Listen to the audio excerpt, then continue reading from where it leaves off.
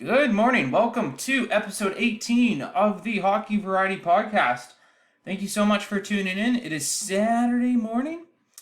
Already played some hockey today. I went to the Saturday morning drop-in hockey again. Not a great turnout, but enough to get a little sort of game out of it. Glad I went to that. I played so bad. Oh my god, I played so bad. I just couldn't. I don't know. The air was kind of cold in the rink, and I just had a really tough time getting going. But it was fun. I like going to that ice time. It's a good group of guys. The season's almost done, actually. I found out the local rink here is going to be shutting down mid to late March, so I guess I'm going to have to make the drive to the city and play with my guys a bit more. But not today. It is snowing like crazy in central BC today. It's snowing like crazy. And we got a ton of snow last week as well. So, not a whole lot of highway driving going on in the next few days or anything like that. Yeah, got a lot to talk about today, though, so I'll get into it right away. I'm going to continue to talk a bit more about some trade speculation, because we got the trade deadline, I believe, in 6 days from now. The kitten is awake and chewing on things, so if you hear him chewing on things, then yeah, that's what that is. Gonna talk about some trade stuff. At the time of recording this, we were really close to hearing what's going to happen with Patrick Kane, because apparently Patrick Kane to New York is pretty much a sure thing, it looks like, at this point.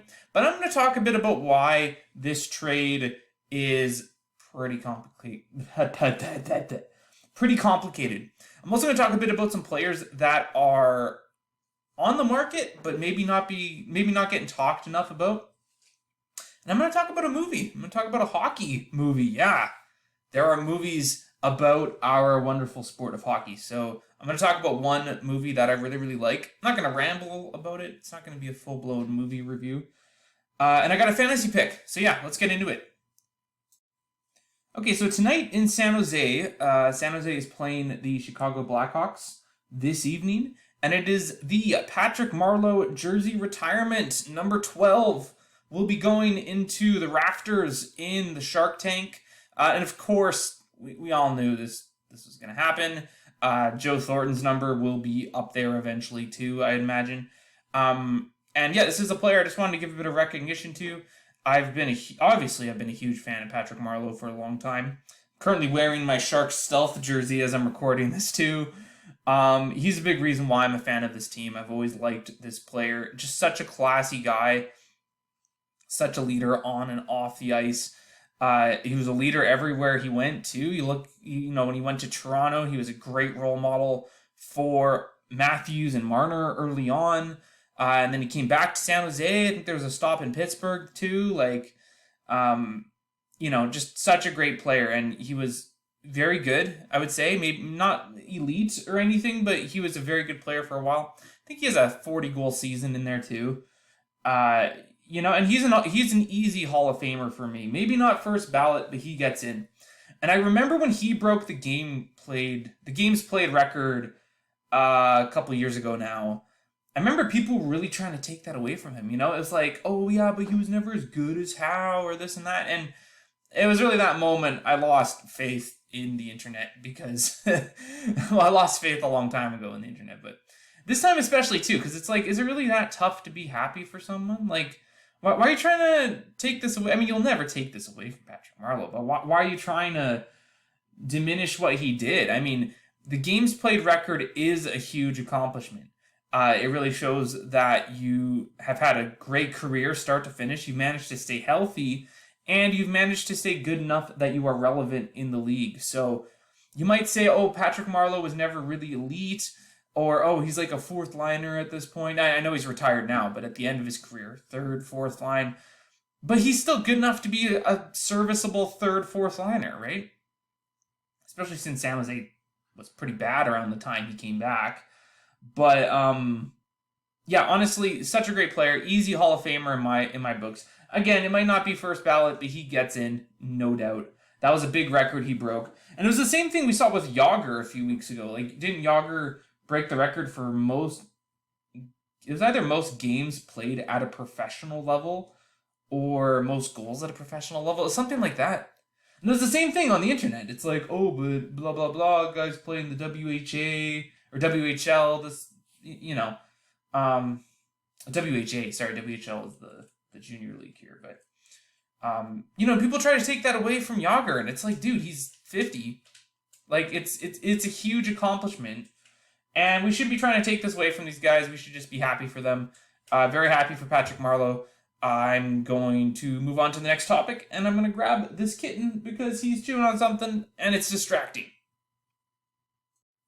All right, so at the time of recording this, there is not a deal in place. I just checked my phone. There is nothing.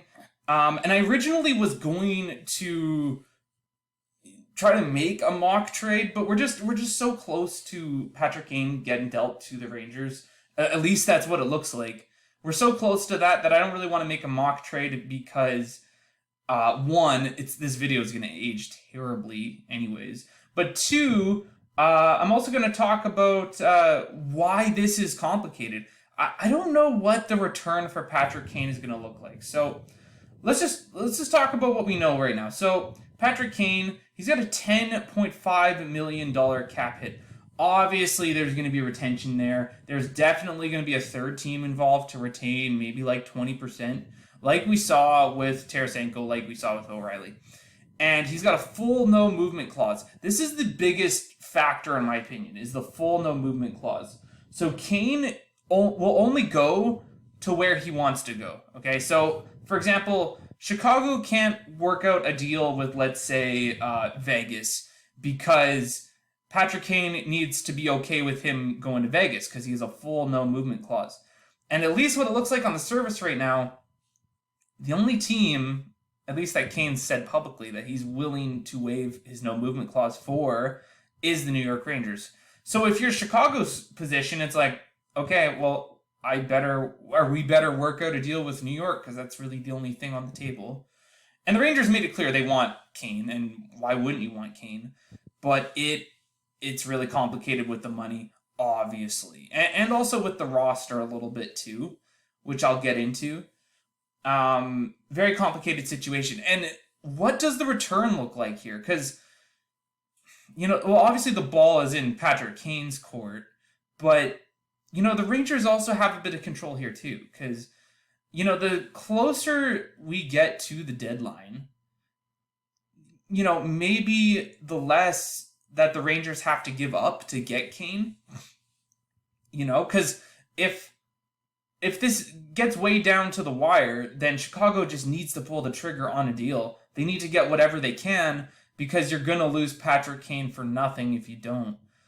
So that really complicates what this deal will look like because Chicago really doesn't have many chips when it comes to this situation.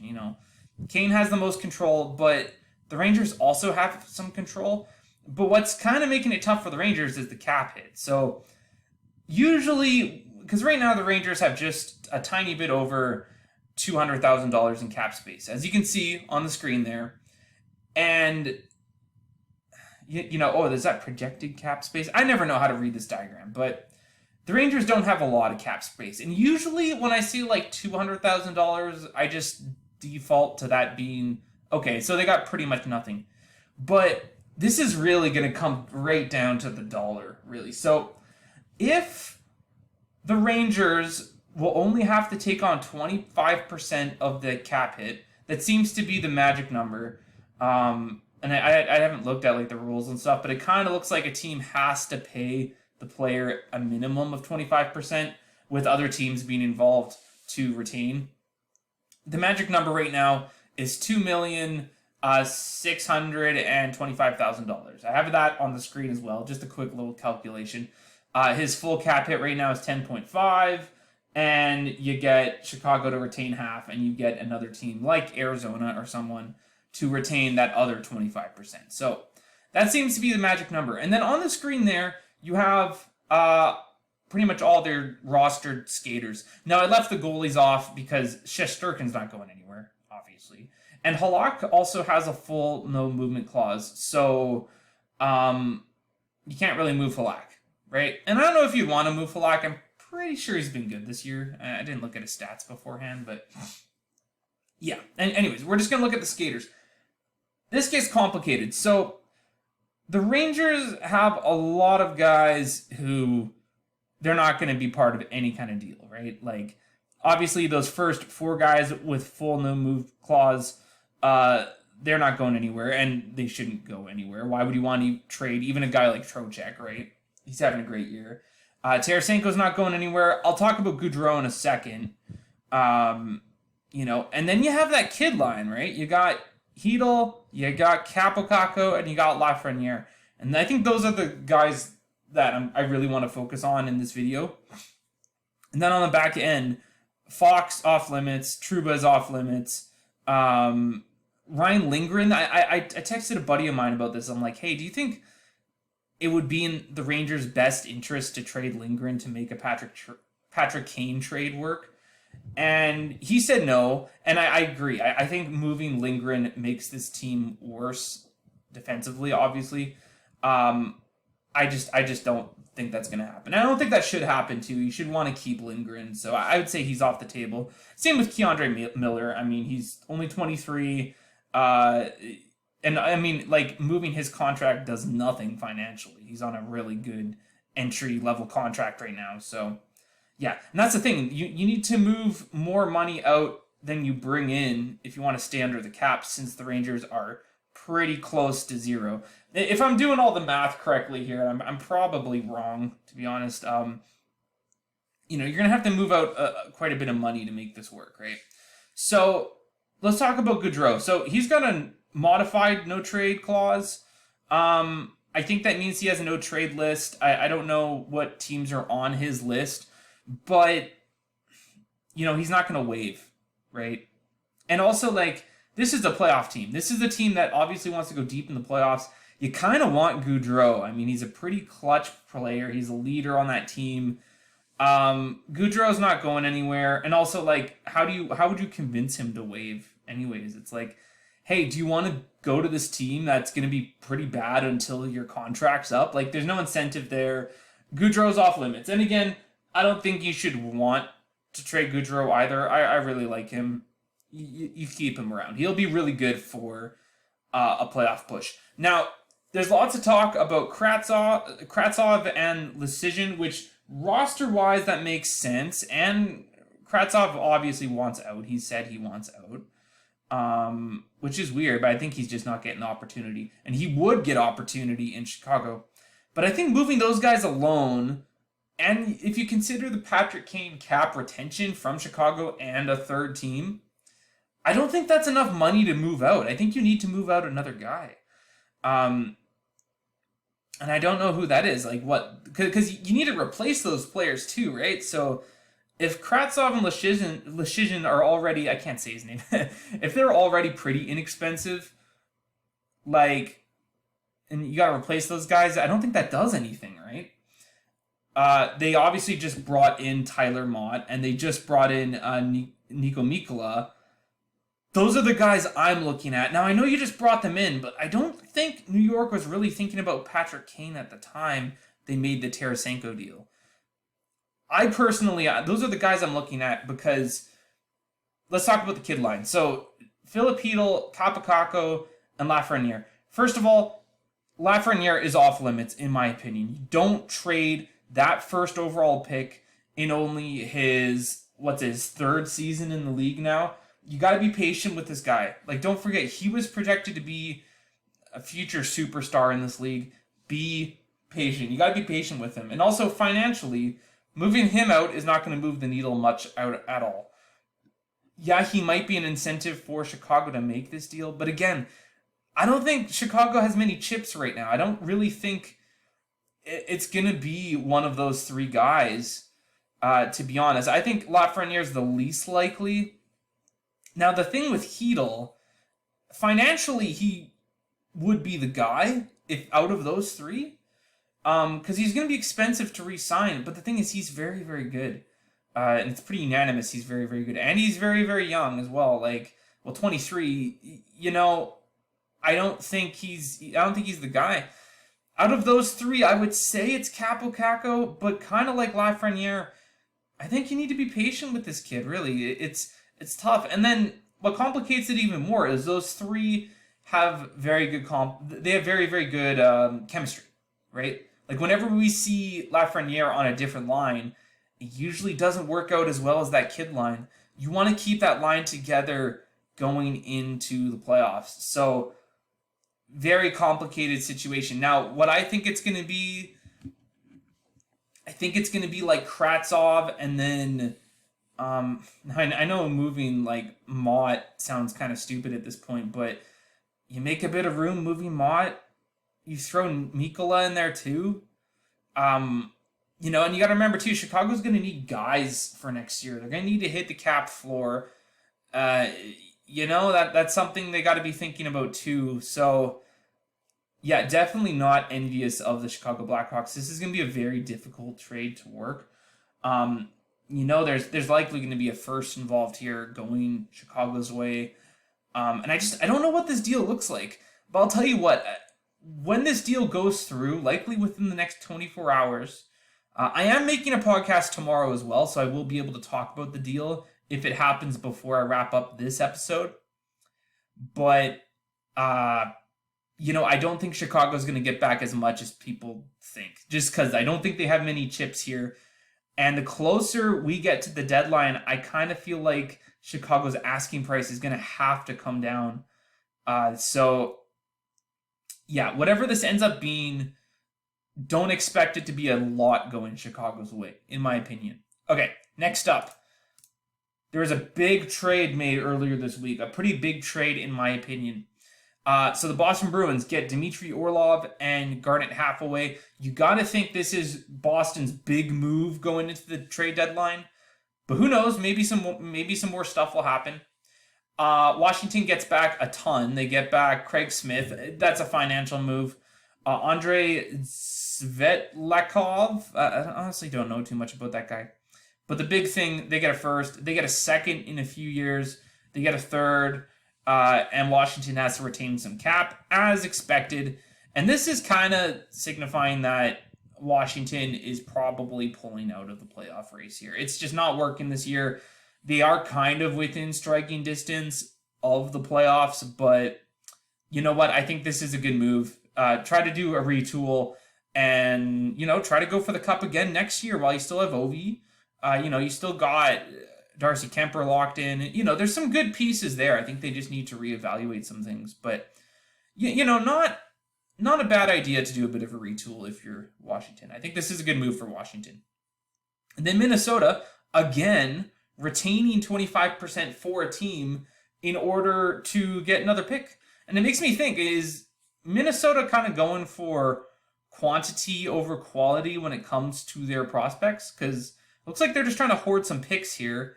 And I'm pretty interested in what Bill Guerin is up to right now, because the more you take on for other teams, the less you can spend at the deadline. And you got to think Minnesota's going to go for it. They have to. So definitely some interesting moves here for Bill Guerin. Also, I realized the other day, or a few podcasts ago, I guess, I kept saying Bill Guerin instead of Mike Greer. I think I made that mistake twice. Embarrassing myself as a Sharks fan. So, my bad.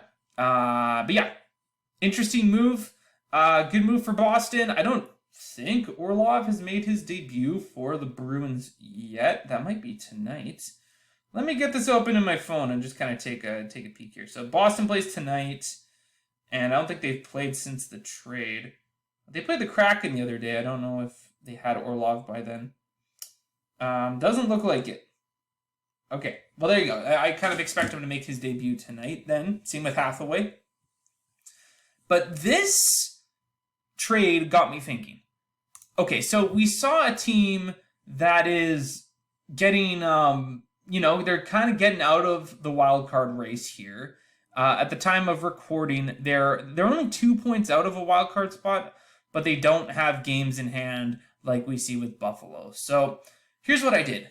I looked at 6 teams that I deem are, they're getting to kind of a same position as Washington, or a similar position to Washington, where it's like, okay, the deadline's next week. We have to make a decision. Are we going to go for it, or are we going to do kind of a soft retool or something? Because there's a lot of good teams in the NHL right now. Only 16 teams make the playoffs, so there's going to be quite a few good teams that miss the playoffs. So you got to make these decisions, especially with such a deep draft this year. Do you try to get a first round out of a different team? Do you try to increase your odds to win the draft lottery, or, bump up to one of those top 3 picks? There's a lot of decisions to be made right now for teams like Pittsburgh, like Washington, pretty much all those teams I circled: Ottawa, Calgary, Nashville, and Vancouver. Now, I skipped St. Louis because they've already made it pretty clear that this isn't the year, and they are going to opt to start selling off some pieces. And you might be wondering why I have Vancouver circled there, because the Orlov trade got me thinking, because, I didn't expect Orlov to go, but when I looked at cap friendly and stuff, I was like, oh, he was UFA. That makes a lot of sense, actually. I don't know why Dmitry Orlov was not really on my radar. So it got me thinking. I want to look at one player from each of these teams that maybe isn't getting talked enough about in terms of the trade deadline. Like, these are some guys that I think might get moved at the deadline. And I didn't think too hard about this. I just wanted to pick one guy from each of these 6 teams. And I just got Vancouver up there because I think they got a couple players that aren't getting talked about enough. There's lots of talk about Shen. There's always tons of talk about Besser. And I'm kind of expecting him not to go anywhere just because there's so much talk. It's the same thing. And I've said this before on the podcast. I want Besser to get moved so people can stop. People can just leave him alone already, please. These players in Canadian markets, I swear. And I got 3 Canadian markets I'm going to be talking about too. So yeah, and I'm skipping St. Louis just because I don't think they have really anything to hide. I don't think they're going to try to sell off what they can and probably try again next year. So here you go. And hey, while I have these little wildcard diagrams up here, it's no secret that the East is really, really close. Even though you have the Islanders in the top playoff spot right now, or a top wildcard spot right now, they've got more games played than any of those other teams. So this is really, really close. And you can tell when you look at win percentage here, like it's pretty tight. Detroit was in a spot the other day. Like, that was a team I thought was done. So, good on Detroit, kind of turning things on now. And, a lot of those teams in the East that I circled, those 3 I circled, they're all trending down. Like, yeah, I know Ottawa's only on a 2-game losing streak. I guess they've won 6 of their last 10, but Washington's on a 6-game skid. Pittsburgh's on a 4-game skid. They had a pretty bad loss to Edmonton at home this week. So, yeah, tough spot. And those teams at the very bottom there, the Philly, Montreal, Columbus, I'm not going to talk about them because we know they're going to try to sell. Same with those teams in the West. Crazy seeing Seattle in a wild card spot now. Interesting to see where they end up, but I'm starting to think the West is falling into place here. I don't like Calgary's odds right now. I really don't. I tried to stay optimistic with them because I really think they're a good team. I really think they have a really good roster there. It's just things aren't working, and it's tough. It'll be interesting to see what they do in the off season as well. But I don't think Calgary's getting in, and I don't think Nashville's getting in either. The math just isn't looking good. They're 7 points out now, same number of games as Colorado there, and I think Colorado's going to get into a spot as soon as we know it. So yeah, I think Nashville's done, and then obviously all those teams below Nashville, I think they're done as well. So okay, let's talk about some guys who might not be on your radar for the trade deadline right now. All right, I just checked my phone. There is no Patrick Kane trade in place yet. I will check again before the end of this episode so you can hear it live. Okay, so 6 players, one from each of those teams that might not be getting talked about enough. Now, that's obviously up to debate. Like, I'm not on Twitter or anything. I'm not watching super closely, so maybe some of these guys might have gotten talked about. Maybe some of these guys, it's been announced that they're not going anywhere. But these are 6 guys I could see getting traded. Maybe some guys that aren't getting talked about enough. So, Teddy Bluger, forward from the Pittsburgh Penguins. I picked him because you can put him at center, you can put him at the wing. $2.2 million isn't too bad. He is a UFA at the end of that contract as well. The only thing is he hasn't been producing that much. So if you think this is a guy that all he needs is a change of scenery at the deadline here to get him going, that could be it. But, sorry, the cat's in a plastic bag again here. But, yeah, I don't know. He's the guy I went with. It was kind of tough to pick someone from Pittsburgh, to be honest. Like, you look at Jason Zucker, but that cap hit, I don't know if anyone's going to want Jason Zucker. He's not having a bad season, but so many of these contending teams are so close to the cap. They would rather spend their energy looking at a guy like Meyer, like Chikrin. So that was kind of a tough one, Pittsburgh. Washington, I went with TVR. Washington actually has quite a few guys they could move. But I went with Trevor Van Riemsdyk because he's not having a bad season. I think defensively he's looking pretty good. He makes less than $1 million. You can fit him into that roster. Sure, why not? Eric Gustafson is the big guy that people are talking about right now. But, Sheary's in that conversation too. Even Lars Eller if you want to make the money work. But Washington does have quite a few guys they could part ways with. So they could, they could really get a retool going here. Maybe bring in some more picks and try to flip that for a late first, early second or something like that. So, yeah, it's going to be interesting to watch Washington at the trade deadline and at the draft, because I think Washington will make some moves at the draft to try to work their way up.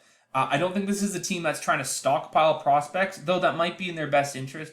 I think this is a team that is trying to work their way up to some higher picks and get better sooner rather than later. It is definitely a crossroads right now for Washington. Is this going to be a retool? Is this going to be a rebuild while you have Ovi? It's tricky, but I think Washington is going to try to stay in contention next year, or maybe take the year off and retool next season. It's going to be tough. So, Ottawa, I don't know why Cam Talbot's not getting talked about enough. He's a UFA. He doesn't have a no move or anything. You could just straight up ship him off. He's having an okay season. He's been kind of plagued with injury a little bit. But, 28 games out of like 50 something, that's about half. Ottawa would really only make this move if they're convinced that they're out of it.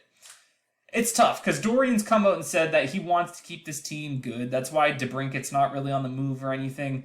He wants to show these young players that he's in their corner as well. So maybe sending a guy like Talbot might not be the best move in that regard, but we saw Sogard came in and played really well. Forsberg, I don't quite remember when he's supposed to be back, but he's not bad. And Mandely's played okay too, so maybe you could afford to move Cam Talbot, get in some picks, or maybe even try to work your way up to getting a better player into that roster too. Yeah, I think they should consider moving Cam Talbot. I think the only tricky thing with that is the cap hit. And I've got another player later on, another goalie later on I'm going to talk about, who might be a better option in that regard. But yeah, the cap hit might be tough to make that work, but goalie depth does become a thing in the playoffs sometimes. Again, you look at Colorado in 2020, what kind of broke the camel's back there was they were on their number 3 goalie, and you maybe see some goals that get let in that wouldn't if you had a guy like Cam Talbot, perhaps. So yeah, 905 save percentage on Ottawa, who isn't the best defensive team. They're certainly not the worst either, but it'd be interesting to see how Talbot would do on a better team. Maybe as a backup, maybe as a 1A, 1B. Who knows? But I have a bit of a better goalie option I'm going to talk about in a bit. But first, for Calgary was kind of a tough one, to be honest. I went with Zadorov. Now, he's got another year remaining. And he's got a pretty big cap hit when you consider how crunched some teams are. It was a little tough coming up with a player for Calgary, just kind of looking at their picture and who they might want to give up, who they might not want to. And that's the thing. I don't know if they want to give up Zadorov. He's a very good player, in my opinion. One player I like quite a bit more. I really like those tall, serviceable defensemen. But yeah, he's got 59 games played, 8 goals, 5 assists. That's from the blue line, though.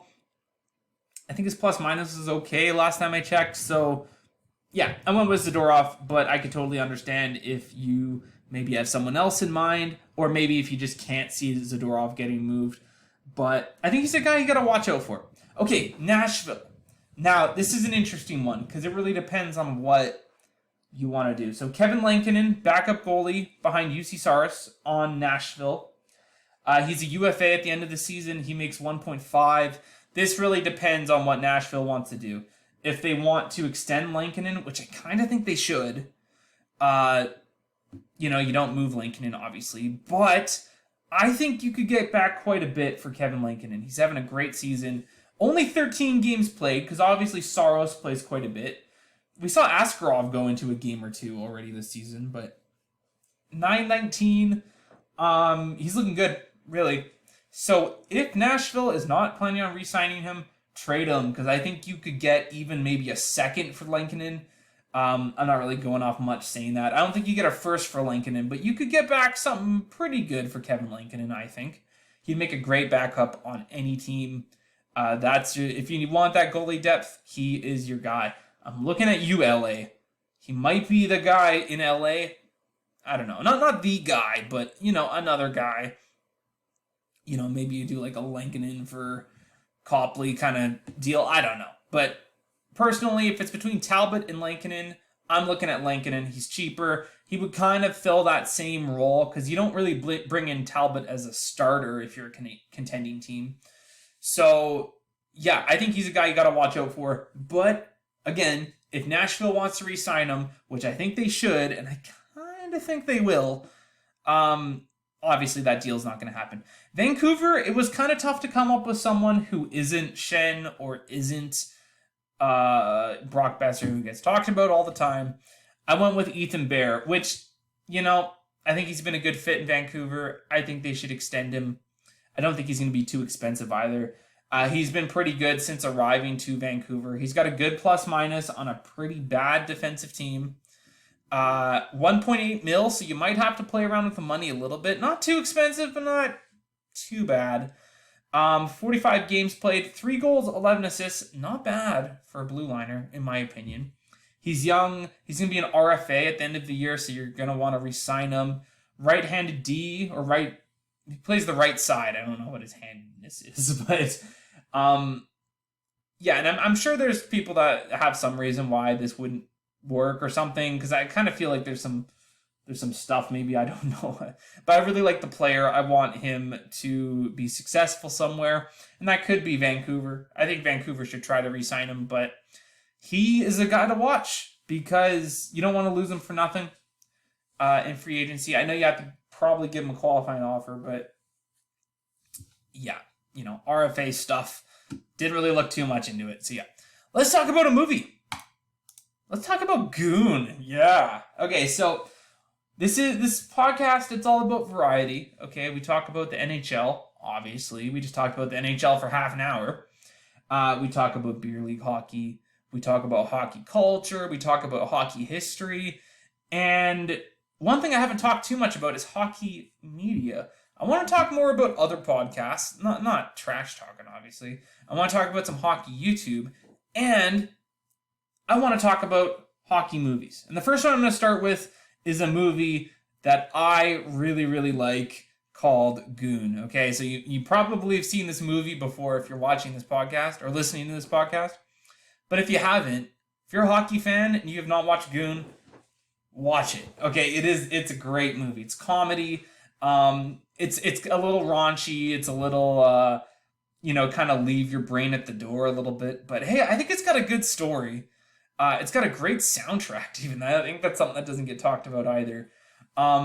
It's got a good story. It's hilarious. But again, you just got to leave your brain at the door. I feel like those early 2010 comedy movies, there's some really good ones, like 21 Jump Street. Even the sequel, 22 Jump Street, is fantastic. And I kind of put this movie in that category too. It's not too hockey-y. I don't know how to word this. Like, if you're just a general sports fan, and not really a hockey fan, which, by the way, why are you listening to this podcast if you're not a hockey fan? But okay, if you're planning on watching this with someone who isn't the biggest hockey fan, I think they would still really enjoy this movie because it's definitely more of kind of like a general sports movie. It's got a pretty good plot, I think, as comedies go. Jay Baruchel is just so silly in this movie. He did a really good job being part of the writing team for this movie, and you can see up there it's co-writer of like Superbad, Pineapple Express. It's in that category of pretty silly comedy movies, but yeah, late 2000s, early 2010s, those were like, I think, the golden age of like silly comedy movies, and this is one of them. Good plot. Yeah, I really can't praise this movie enough. Sean William Scott does a really good job as the lead in this movie. And again, Jay Baruchel's hilarious. You have a lot of like minor characters that are also pretty zany and funny, and just a great cast. They really did a good job with this movie. Just very generally the plot, if you know, obviously I'm not going to spoil anything in here, but it's a comedy. There's not much to spoil. You kind of know how the movie's going to go, but it's about a guy who had very little to no hockey experience, kind of working at as a bouncer at a bar, and he did a tryout for a local hockey team when a friend of him noticed that he can drop the gloves and fight. Obviously, the name of the movie's Goon. So he tries out for his team. He beats up some guys, and he gets a chance at playing, kind of minor league professional hockey as a goon. And there's some drama in there, and it's a really good movie. I can't recommend it enough.